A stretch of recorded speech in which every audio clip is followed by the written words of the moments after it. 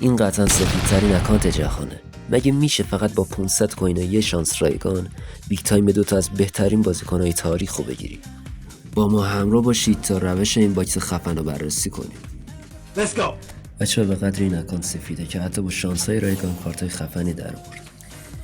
این ابدی و تنها پکی بود که بهم هیچ بازیکن ورزشی نداد. اینجا دروازه‌بان چلسی رو داد که میندازیمش صد لاشقاری. ولی میریم سراغ پک بعدی و به به. اگه هنوز این باکس رو نزدین حتما این روش رو امتحان کنید که واقعا جوابه.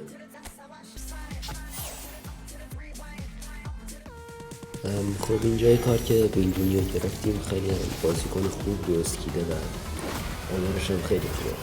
با اینکه بیندونی و رونالدو و مسی رو داریم تو خط حمله، ولی به نظرم آگوئرو ارزشش رو داره که با تیکت بگیریمش، چون تنها بلیتزکرل تیممون میشه و واقعا آمار خیلی خوبی داره. کارا کنامی رو ببینین. الان این یارو تایلندیه، اسمش نمیدونم سامسونگ چیه.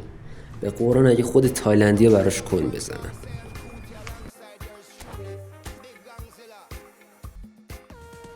اینم باکس هالند بود که چیز با ارزشی هم نداد.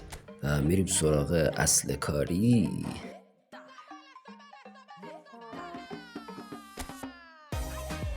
شانس رایگانو اینجا زدم.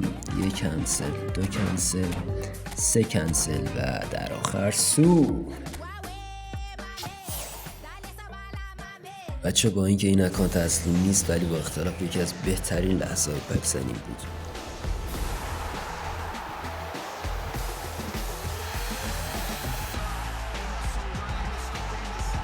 یکی از بهترین روش ها واسه پک زدن همین کنسل زدنه. 2-3 بار کنسل بزنید یا به تعداد اپیکایی که داخل باکس هست.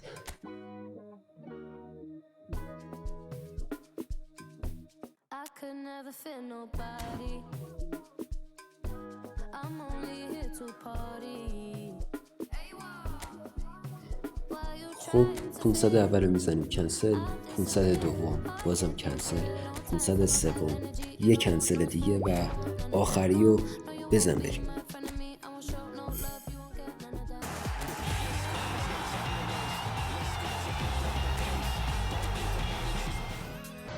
واقعا فکر کردی کنامی میاد با 500 کوین رونالدو و مسی رو بده؟ بیلاخ همینم یه جا از گوشمون در میاره. حتما براتون سوال شده که اون 500 کوین چی شد. بریم ببینیم.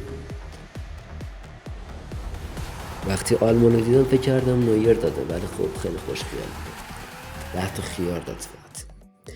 یه بیگ تایم، یه هایلایت و 9 کارت استاندارد سهم ما از این باکس بود. اگه تا اینجای ویدیو همراهمون بودی حتما خوشت اومده. خوشت اومده؟ نه بچی خفه شو بابا. خوشت اومده؟ خفه شو بابا. لایک و کامنت فراموش نشه و از همه مهمتر ساب کن. بوس.